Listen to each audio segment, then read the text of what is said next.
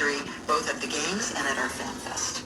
You know, when you think about South Florida, I think hurricanes are sort of the natural disaster that gets encoded into people's DNA. Tropical storm Bertha is making its way across the Gulf as we speak. How do you think about heat waves as part of your overall natural disaster strategy? And how are you trying to help people recognize this can be a serious problem? Yeah, we added heat to our trifecta: hurricanes, floods, and heat. So what used to be our annual hurricane season is now all three. And we use that for public education, awareness, prevention. Just as you say, we also worked with the National Weather Service to signal extreme heat at a lower temperature, given the extreme humid conditions in our environment. So all of this is designed around increasing awareness. Look, when we started this with the first extreme heat officer, people laughed. They thought it was a joke, but they're not laughing anymore. That was Daniela Levine Cava, Democratic Mayor of Miami-Dade County, Florida. Mayor Levine Cava, thank you for being with us. We appreciate it. Thank you. We got this from another listener in Florida. I plant native trees and bushes here in South Florida, and my property stays about 15 degrees cooler most days. I find it pleasant to garden any time of day. If people did not remove trees and did not let developers remove trees, then the land will take care of itself. You can keep the comments coming by emailing 1a@wamu.org. Coming up, the effects of heat on your health. What do you need to know, and how can you stay safe? I'm Nyla Boodoo. This is 1A from WAMU and NPR.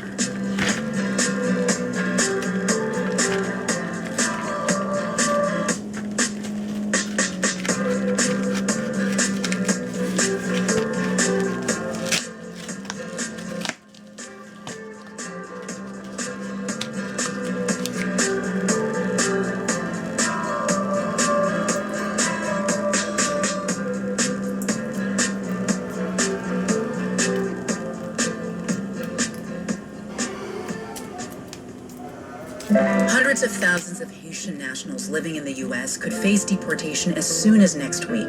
That's raising concerns about the future for those with temporary protected status and for their children, many born in the U.S. They cannot take those children back to Haiti because right now it is impossible for them to be safe there. I'm Elsa Chang. That's on All Things Considered from NPR News.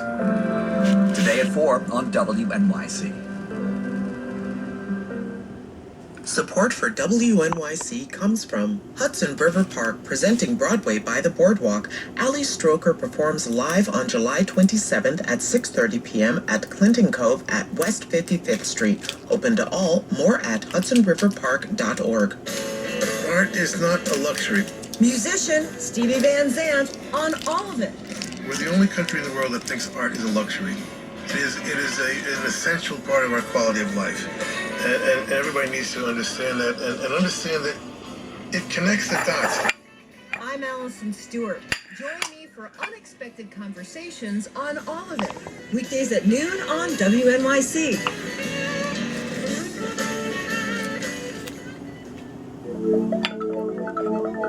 This is WNYC 93.9 FM and AM 820. NPR News and the New York Conversation.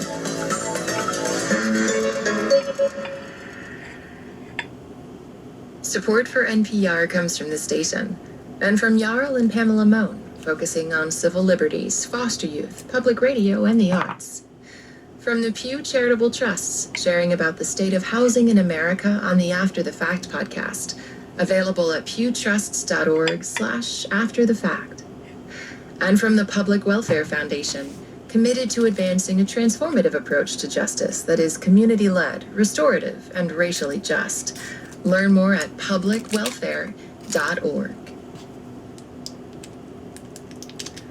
I'm Nyla Boodoo. This is 1A. We're talking about extreme heat. Let's turn to the effects of extreme heat on our bodies and what you can do to stay safe. Joining us now is Amrita Nori Sarma. She's an environmental epidemiologist studying climate change and health and assistant professor at the Harvard T.H. Chan School of Public Health. Amrita, welcome. Thank you for having me. And Jiva Lang is also with us. She's a staff writer at Heat Map News. Jiva, it's nice to have you as well. Hi, excited to be here. And we want to hear from you listening. How are you responding to the heat and staying cool this summer? We just heard from Miami-Dade County. What are your city officials doing? Share your tips and experiences. You can email us 1a@wamu.org. Jiva, I was just mentioning, we just spoke with the mayor of Miami-Dade County. I just wondered your thoughts about what she said about cities, climate resilience, the idea of having someone actually at the county level focusing on this.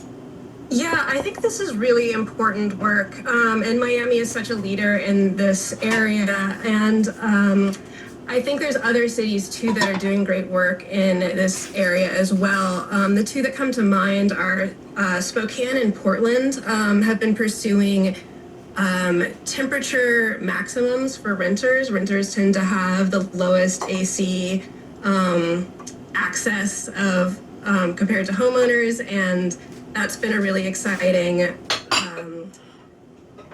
method of pursuit for those cities to protect people from the extreme heat. But I think the big takeaway here is just that we need to be taking heat more seriously, whether that's protections for people at home or protections like you were discussing, the heat canopy or the urban heat effect and the tree canopies protecting people in that way. Amrita, do we know yet, as we see cities taking more action, if there's a way to determine if that is leading to fewer heat-related emergency room visits? Yeah, this is a great question. And I think that it's a little bit challenging because there's obviously some lag between when the heat wave happens and when we get back information. So we may have to wait for a couple of weeks to know whether or not the strategies were effective. But we are starting to get information quicker and quicker regarding emergency department visits and hospitalizations associated with heat.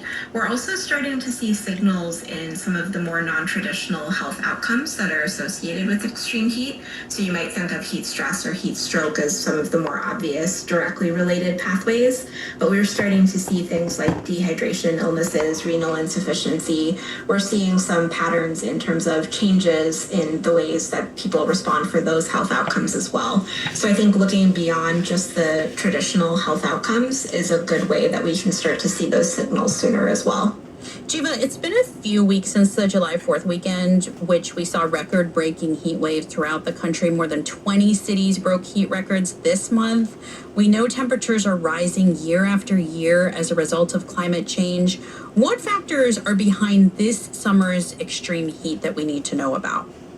Yeah, great question. June 2026 was the second warmest globally, and it was the hottest ever for Western Europe. I think when you look at the headline number for the United States, it's the 18th warmest June in the contiguous United States, which doesn't sound very extreme. But what we're seeing is these prolonged severe heat domes. So those highs are really, really high. Like you were saying, there were, I think, 1,300 heat records matched or broken over that 4th of July weekend.